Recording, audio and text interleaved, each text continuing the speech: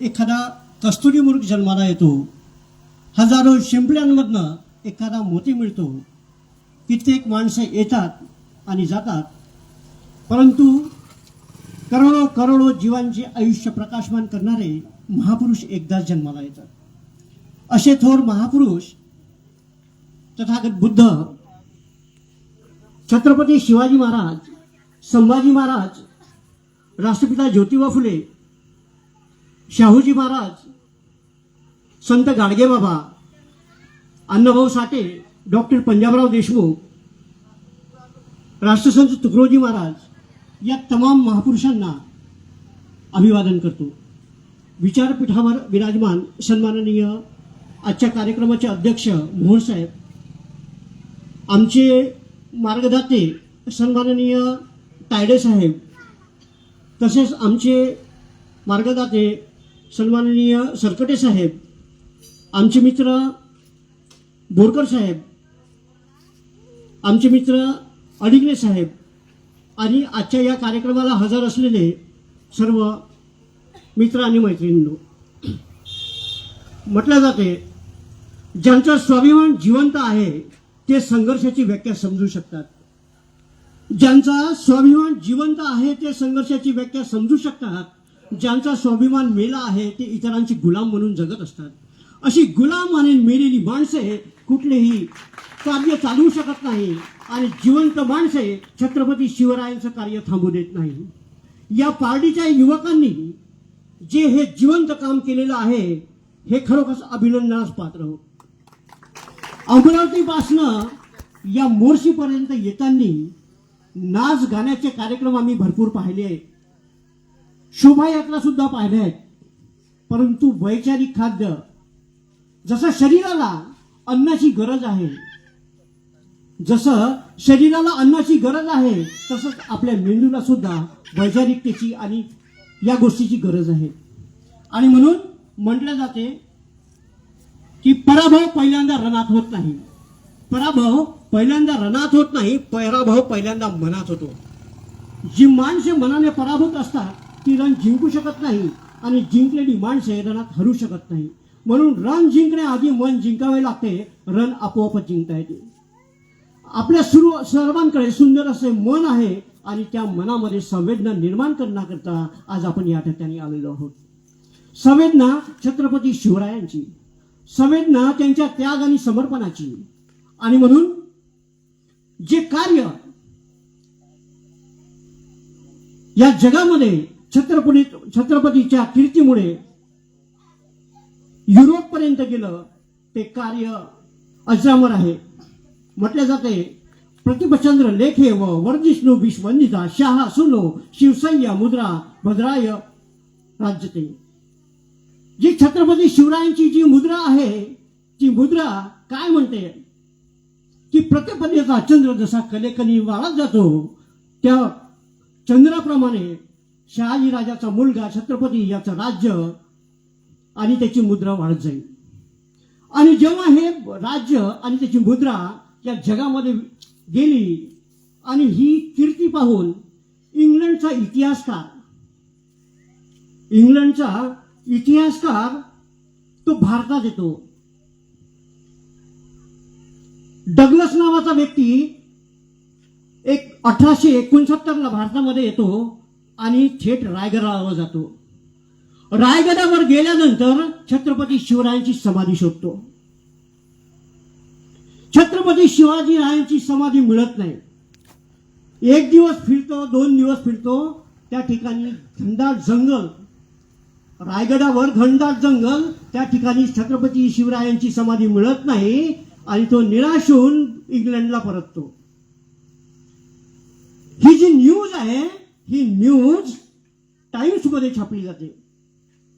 त्यावेळचा टाइम्स आमचे वडील राष्ट्रपिता ज्योतिबा फुले वाचतात, इंग्रजी पेपर वाचतात टाइम्स. राष्ट्रपिता ज्योतिबा फुले जेव्हा हा पेपर वाचतात आणि हे तेव्हा असं अनुभव करतात की हा डग्लस नावाचा व्यक्ती ब्रिटनवरून आपल्या रायगडावर आला आणि या ठिकाणी महाराजांची समाधी तो शोधू शकला नाही. लगेच राष्ट्रपिता ज्योतिबा फुले रायगडला रवाना होतात त्यांची अस्वस्थता त्यांना राहत नाही. तिथे गेल्यानंतर ते पहिल्या दिवशी शोध घेतात, परंतु समाधी मिळत नाही. दुसऱ्या दिवशी शोध घेतात, परंतु समाधी मिळत नाही.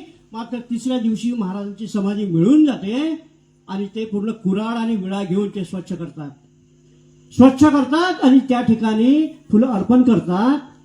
आणि पहिल्यांदा 19 तारखेला छत्रपती शिवरायांची जयंती राष्ट्रपिता ज्योतिबा फुले करतात. आणि राष्ट्रपिता ज्योतिबा फुलेंचं एवढं महान कार्य, ज्यांनी शिवाजीचा शोध लावला. आता प्रश्न हा येतो की फक्त 100 वर्षापूर्वी आमच्या छत्रपती शिवरायांची समाधी का झाकोळल्या जावी, हा प्रश्न आपल्या सर्वांना आहे. त्या प्रश्नाचं उत्तर शोधणे आपली जबाबदारी आहे.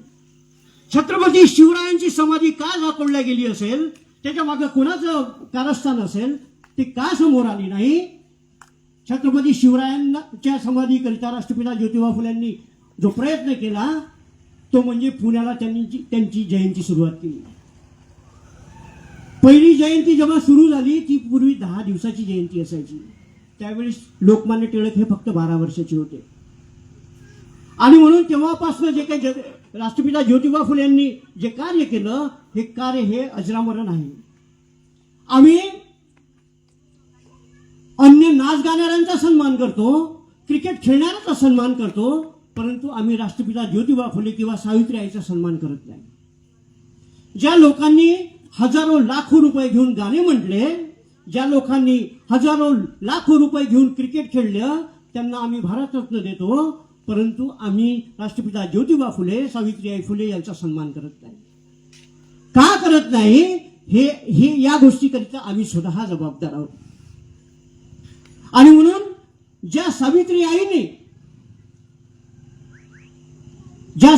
आईने या समाजाचं शिवे खाऊन, शेणवाती खाऊन आमच्या महिलांना, मुलींना शिकवलं, त्या मुली कलेक्टर झाल्या, कमिशनर झाल्या, राष्ट्रपती झाल्या, मोठे मोठे अधिकारी झाले. आणि आम्ही या लोकांना स्मृती विसरून गेलो.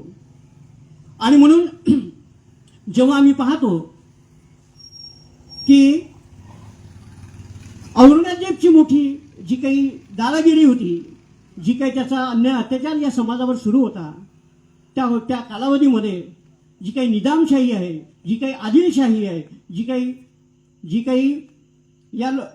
ही काही परिस्थिती होती, त्या परिस्थितीला बदलण्याकरिता छत्रपती शिवरायांनी स्वतः पुढाकार घेतला. कशा पद्धतीने पुढाकार घेतला? त्यांनी 18 पगड जातीला सोबत घेतलं. 18 पगड जाती म्हणजे कोणत्या? सर्व जाती. जे लोक शेती करत होते, जे कुणबी लोक होते, जे शेती करत होते ते शेतकरी, आणि जे शेती करत होते आणि युद्धही करत होते ते मराठा.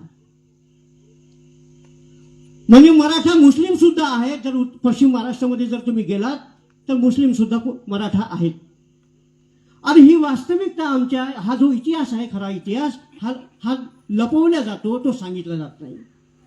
आणि 18 पगड जातीला घेऊन जेव्हा छत्रपती शिवराय राज्याभिषेक करतात आणि त्या राज्याभिषेकाला विरोध केला जातो. का विरोध केला जातो, त्याच्या मागचं कारण सुद्धा पाहणं फार महत्वाचं आहे. छत्रपती शिवरायांना विरोध का केला जातो?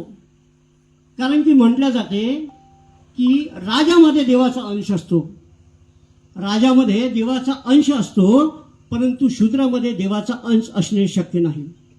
राष्ट्रपिता ज्योतिबा फुले यांच्या भाषेत शूद्र म्हणजे कोण? तर शूद्र म्हणजे ओबीसी. शूद्र म्हणजे ओबीसी. आणि मग एससी एसटी कोण? तर ते अतिशूद्र, हे त्याच्यापेक्षा खाली.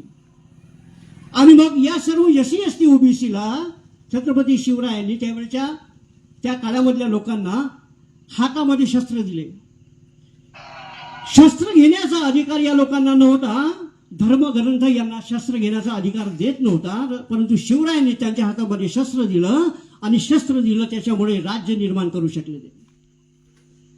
आणि हे जे काही राज्य निर्माण केलं ते जनतेचं राज्य, स्वराज्य.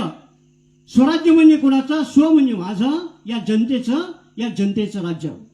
संविधानामध्ये सुद्धा आहे, we the people of India. आम्ही भारताचे लोक भारताचे एक सार्वभौम समाजवादी लोकशाही गणराज्य घडवण्याचा, हेच तर शिवरायांनी केलं. जनतेचं राज्य त्यांनी उभं केलं. आणि हे जे राज्य उभं केलं हे सर्वसामान्यांचं राज्य होतं. जे आज संविधानामध्ये दिसत आहे ते छत्रपती शिवरायांच्या संकल्पनेचं राज्य आहे.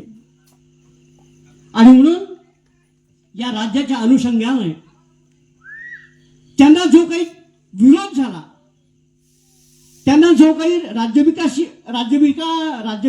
राज्याभिषेकाकरिता जो काही विरोध झाला, तो विरोध का झाला हे सुद्धा पाहणं गरजेचं आहे. प्रतिकवी म्हणायचे की शूद्राचा राज्याभिषेक होऊ शकत नाही, परंतु जेव्हा महाराज प्रयत्न करतात की कुठल्याही परिस्थितीत मला राज्याभिषेक करायचा आहे, त्यांचा मित्र त्यांना गागाभट्टाला तिकडून काशीवरून घेऊन येतात, परंतु गागाभट्ट सुद्धा सहजासहजी यायला तयार नसतो.